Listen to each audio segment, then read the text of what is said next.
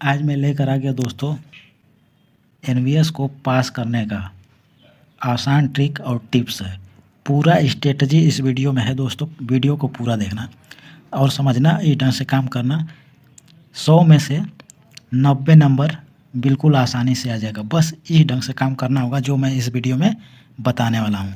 मतलब एडमिशन बहुत आसानी से हो जाएगा। यह क्लास 6 के लिए बता रहा हूँ, लेकिन इसमें थोड़ा सा चेंजिंग कर लोगे तो क्लास 9 के लिए भी ये काम कर जाएगा, ये जो ट्रिक मैं बताने जा रहा हूँ। तो स्टार्ट करते हैं इस वीडियो को। सबसे पहले पॉइंट से। पहले पॉइंट में लिखा हूँ मैं कि परीक्षा पैटर्न को अच्छे से समझे। इसमें क्या करना होगा कि पहले परीक्षा पैटर्न को समझना क्या है, इसको अभी छोड़ो, इसको नहीं, मैं जो बता रहा हूँ बोल रहा हूँ उसको समझना है। सबसे पहले सिलेबस जो है उसको समझना है। सिलेबस में कौन कौन टॉपिक है उसको समझना है। कौन कठिन है, कौन आसान है, कौन कर लोगे उसको समझना है। और इसके अलावा एक ज़रूरी चीज़ है कि जो प्रीवियस ईयर क्वेश्चन जो है उसको हल करने का प्रयास करना। पहले वैसे ही बस देख लेना है, हल नहीं करना, वैसे बस देखते जाना है कि कितना आ रहा है कितना नहीं आ रहा है। और जो सिलेबस है वो जहाँ ज़्यादा पढ़ाई कर रहे हो तो वहाँ पे चिपका लेना है, सामने अपने टेबल के सामने चिपका कर रखना है सिलेबस को, और प्रीवियस ईयर क्वेश्चन के सवाल को हल कर लेना है। अब क्या करना है, अब उसके बाद वो सब करने के बाद यहाँ पे जाना है। परीक्षा पैटर्न तो हो गया। अब उसके बाद जो यहाँ पे मैंने लिख दिया है कि एनवीएस का कक्षा की परीक्षा। अब इसको समझ लेते हैं कि अंक 100 अंक की होगी। अंक तो 100 रहेगा, लेकिन क्वेश्चन कितना रहेगा? क्वेश्चन की संख्या रहेगा 80। क्वेश्चन की संख्या 80 रहेगी और टोटल 100 अंक का हो जाएगा। क्वेश्चन 80 रहेगा और अंक मिलाकर हो जाएगा 100। और इसमें ध्यान देने वाली और ज़रूरी और अच्छी बात यह है कि इसमें कोई भी नेगेटिव मार्किंग नहीं है। नेगेटिव मार्किंग का मतलब ये होता है कि एक सवाल सही किया, 2-4 सवाल गलत हो गया तो वो पूरा नंबर कट जाता है, ये होता है नेगेटिव मार्किंग।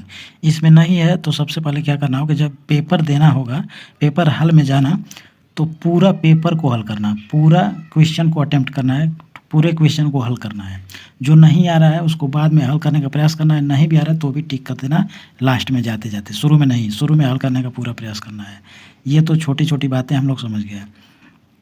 अब प्रश्न पत्र की संरचना को देखते हैं कि प्रश्न पत्र कैसे आता है, उसमें क्या रहता है, क्या ज़रूरी चीज़ होती है। तो सबसे पहले प्रश्न पत्र में रहेगा जो mental ability test, MAT short में कहा जाता है, जो कि 40 प्रश्न रहेगा और 50 अंक वहीं से आएगा। इसका मतलब कि हम लोग को सबसे ज़्यादा किस पे मेहनत करना पड़ेगा? मेंटल एबिलिटी टेस्ट पर, MAT पर, क्योंकि यहाँ से ज़्यादा क्वेश्चन बन के आ रहा है। आधा से अधिक क्वेश्चन यहीं से मिलकर बनेगा, तो इसको हम लोग को ज़्यादा मेहनत करने की ज़रूरत पड़ेगी और यहाँ पे ज़्यादा समय देना होगा। मेंटल एबिलिटी के बाद है अंक गणित, अर्थमेटिक टेस्ट। ये है, इसमें कितने क्वेश्चन है? तो 20 प्रश्न है, 20 क्वेश्चन है जो कि 25 अंक का है। और तीसरे नंबर पे भाषा आ जाएगा। ये 20 प्रश्न रहेगा और 25 अंक का रहेगा। अब ये सोचने वाली बात है कि भाषा ये क्या है? तो भाषा 2 रहेगा, या तो इंग्लिश रहेगी, या तो इंग्लिश रहेगा, या तो हिंदी। इंग्लिश या तो हिंदी, इंग्लिश रहेगा या तो हिंदी रहेगा। इतने मतलब इसमें से 20 प्रश्न रहेगा, दोनों नहीं रहेगा। एक जो इंग्लिश में पेपर देगा यहाँ पे, ये दोनों में सेम रहेगा, लेकिन यहाँ पे भाषा वाला में चेंजिंग आ जाएगा। जो इंग्लिश में उसको हल, मतलब इंग्लिश के क्वेश्चन को हल करना चाह रहा है तो 20 प्रश्न रहेगा, हिंदी वाले को भी 20 प्रश्न रहेगा। ठीक, तो यहाँ से 25 अंक मिल जाएगा। और ये शुरू में ही जब फॉर्म फिलअप किया जाएगा, पर फॉर्म भरा जाएगा, उसी समय उसमें टिक करने का ऑप्शन आएगा कि हिंदी वाला क्वेश्चन हल करना है या फिर इंग्लिश वाला। तो ये तो छोटी छोटी बातें यहाँ पर भी स्पष्ट हो गया। अब आगे बढ़ते हैं हम लोग। कुल प्रश्नों की संख्या कितनी होगी? 80, जो कि कितना हो जाएगा? 100 अंक का। यहाँ पे समझाया हुआ है, जैसे यहाँ पे है ना, यहाँ पे कितना है, यहाँ पे 40 प्रश्न पे ध्यान देना है। 40 प्रश्न ये, 20 प्रश्न ये, 40 20 60 और 60 20 80। ये तो 80 क्वेश्चन हो गया, क्वेश्चन की संख्या 80 हो गया। यहाँ पे 25 अंक और 25, यहाँ पे 50 अंक और ये 25 अंक, 75 अंक। 75 अंक में 25 अंक जोड़ा जाएगा तो 100 अंक आ जाएगा। तो यही यहाँ पे कर रहा है।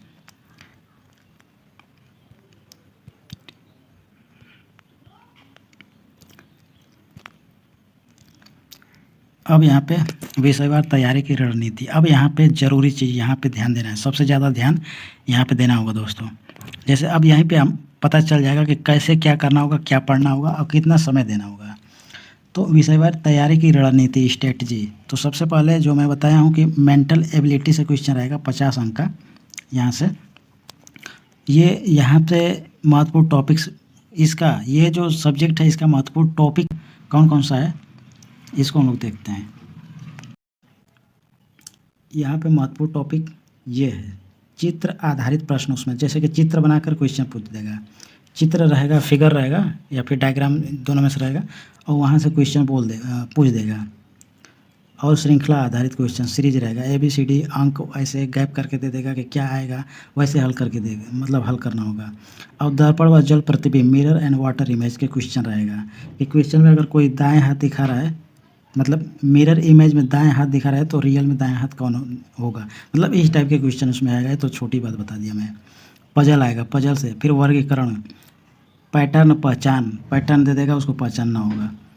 तैयारी के लिए टिप्स, अब यहाँ पे हम लोग देखते हैं कि तैयारी के लिए क्या टिप्स होना चाहिए। तो रोज़ाना कम से कम 45 मिनट रीजनिंग पे ध्यान देना होगा। वही मेंटल एबिलिटी टेस्ट, मतलब इसी को रीजनिंग कहा जाता है, यही रीजनिंग है, यही मेंटल एबिलिटी है। तो यहाँ पे कम से कम 45 मिनट, उससे अधिक पढ़ सकते हो तो पढ़ना, लेकिन कम से कम 45 मिनट तो पढ़ना ही है। अब पुराने प्रश्न पत्र को भी हल कर लेना है इसको समझने के लिए, क्योंकि जब हल किया जाएगा तो आसानी से समझ में आएगा कि हमको क्या पढ़ना है, कैसे पढ़ना है, अगली तैयारी क्या करें कि अच्छा नंबर इसमें आ जाए। अब अंक गणित के बारे में देख लेते हैं। इसका महत्वपूर्ण टॉपिक्स क्या है। अंक गणित में जो इम्पोर्टेंट टॉपिक कौन कौन है, तो भिन्न है, भिन्न से ज़्यादा क्वेश्चन आएगा, प्रतिशत से आएगा, अनुपात समानुपात से आएगा, समय और काम से आएगा, मतलब वर्क एंड टाइम से आएगा, समय और दूरी से, क्षेत्रफल व एरिया, सभी ये बेसिक रहेगा। ये नहीं कि ये बहुत डिफिकल्ट यहाँ से पूछ लेगा, सभी बेसिक रहेगा। आधा से अधिक तुम लोग को तो आता रहेगा, मुझे जहाँ तक पता है आधा से अधिक आता रहेगा। और सरल गणना, बेसिक अर्थमेटिक आ जाएगा। अब इसके लिए तैयारी क्या करना होगा, वो तो रीजनिंग के लिए समझ गया, अब मैथ के लिए समझते हैं कि इसके लिए कैसे पढ़ना होगा। NCERT कक्षा 5 और 6 की गणित की किताब से अभ्यास करना है। जो जो टॉपिक में बताया उसको उसमें खोजना है और वहाँ से प्रश्न को हल करना है। और सबसे ज़्यादा नहीं हल कर पा रहे हैं तो एग्जाम्पल को देखना है, एग्जाम्पल कैसे कैसे आ रहा है, कैसे कैसे लग रहा है तो आंसर आ रहा है। उसको नहीं जब आ पा रहा है तो मुझे कमेंट बॉक्स करके बता देना, मैं वीडियो बनाना शुरू कर दूँगा और इस पर ज़बरदस्त मेहनत किया जाएगा। छोटे छोटे शॉर्टकट सीखना, छोटे छोटे शॉर्टकट सीखना का मतलब ये है कि अगर गुणा जैसे किया जाएगा, जैसे 2 में 99 का गुणा है, 199 का गुणा है, 999 का गुणा, ऐसे किसी संख्या में किया जाएगा तो आसानी से उत्तर क्या आएगा। क्योंकि वहाँ पे जब एग्ज़ाम में जाओगे तो जल्दी जल्दी हल करना होगा, क्योंकि हल तो सभी क्वेश्चन कर लोगे लेकिन पूरा टाइम बीत जाता है, तो समय के अंदर हल करना होता है। ये छोटे छोटे शॉर्ट ट्रिक्स सीख लेना। अब यहाँ पर हम लोग भाषा वाला पे आ जाते हैं, भाषा, लैंग्वेज। यहाँ पे भाषा टेस्ट हिंदी या अंग्रेजी में से किसी एक को हल करना होगा। ये फार्म भरते हुए मतलब उसमें चुनना होता है। अब महत्वपूर्ण टॉपिक्स, हिंदी के महत्वपूर्ण टॉपिक्स, यहाँ पे हिंदी समझ लो या फिर इंग्लिश वाला इंग्लिश समझ लेगा, दोनों एक ही चीज़ है। गद्यांश इंग्लिश में उसको कॉम्प्रिहेंशन पैसेज कहा जाएगा। और पर्यायवाची पूछ देगा, इंग्लिश में सिनोनिम एंटोनिम आ जाएगा। मुहावरा इडियम से हो जाएगा। व्याकरण के सामान्य नियम, यहाँ पे ग्रामर भी आ जाएगा। हिंदी ग्रामर, हिंदी वाला हिंदी ग्रामर तैयार कर लेगा, इंग्लिश वाला इंग्लिश ग्रामर तैयार कर लेगा। और वाक्य सुधार, यहाँ पे जैसे कि कोई मिस्टेक हुआ है कि नहीं, जैसे कोई वाक्य दे दिया उसमें कोई मिस्टेक कर दिया, मैं जाता है, तो ये सही है कि नहीं, गलत है ना, तो ये वाक्य इसमें सुधार करना हो। मैं जाता हूँ ऐसे लिखना पड़ता है, तो वही वाक्य सुधार वाला क्वेश्चन पूछा जाएगा। सब आसान पूछा जाता है, बहुत डिफिकल्ट नहीं होता है। अब यहाँ पे अगला है, इसका हिंदी के लिए क्या पढ़ना होगा। तो रोज़ एक छोटा पाठ पढ़ना है, उसका सारांश निकालना है। छोटा सा कोई पाठ पढ़ो, उसका हल निकालो कि इसका शीर्षक क्या होगा, इसका मतलब क्या है, इस कहानी का क्या आशय है। ऐसे अब शब्दकोश से नए शब्द सीखो, नए नए शब्द का अर्थ निकालो, नए नए शब्द सीखो और उसका अर्थ निकालने का प्रयास करो और उसका मतलब क्या है ये समझने का प्रयास करना है खुद से। ना समझ में आए तो मैं हूँ ही। हिंदी अंग्रेजी की NCERT किताबों से अभ्यास करना है। जो हिंदी वाला बालक है, मतलब जो हिंदी में आंसर कर लेगा, जो हिंदी भरा हुआ है फार्म में, तो हिंदी को जो टॉपिक है NCERT में खोजना 5 से 6 वाले, और उसमें किताबों से प्रैक्टिस कर लेना है। अब तैयारी का टाइम टेबल क्या होगा, चलो तैयारी का टाइम टेबल हम लोग देख लेते हैं, कितना पढ़ना होगा, क्या पढ़ना होगा। तो वो तो मैं वैसे बता ही दिया हूँ पूरे सब्जेक्ट के साथ। तो जैसे मेंटल एबिलिटी टेस्ट जब रहेगा तो इसके लिए कितने मिनट, 45 मिनट पढ़ना है, 45 to 1 आवर, 45 मिनट से 1 घंटा तक पढ़ना है। 45 मिनट पढ़ो या फिर 1 घंटा ये। उसके बाद अंक गणित है, अंक गणित के लिए कितना पढ़ोगे, इसके लिए भी उतना ही पढ़ो। 45 मिनट से लेकर 1 घंटे तक पढ़ना है। उसके बाद जो भाषा है, भाषा हिंदी या फिर इंग्लिश, तो भाषा के लिए आधे घंटे कम से कम ये बता रहा हूँ, इसमें बढ़ा सकते हो। ये 45 मिनट से 1 घंटा बोला हूँ ना, तो 2 घंटा 1.5 घंटा कुछ भी कर सकते हो अगर पढ़ सकते हो तो, नहीं तो कम से कम इतना पढ़ना है। अब आगे देखते हैं, परीक्षा पास करने की मुख्य स्ट्रेटजी रणनीति क्या है। क्या करें कि एग्ज़ाम में अच्छा नंबर आए और सिलेक्शन हो जाए, नाम लिखा जाए। तो सबसे पहले मानसिक क्षमता को मजबूत करो, क्योंकि यहाँ से ज़्यादा क्वेश्चन पूछा जाएगा, 50 अंक, और यहीं से अगर 50 ला दिए तो समस्या ख़त्म हो जाएगा। वैसे मान लो कि 50 में से 45 ला दिए, बाकी वहाँ से 25 क्वेश्चन है ना, तो 25 में से मान लो 20 40, वहाँ से भी 45 ला दिए, दोनों का मिला के 50 में से वहाँ से भी 45, यहाँ से भी 50 में से 45 दूनी हो जाएगा 90। यहाँ से 90 नंबर जब आ गया नंबर, तब तो एडमिशन बहुत आसानी से हो जाएगा, विद्यालय मिल जाएगा।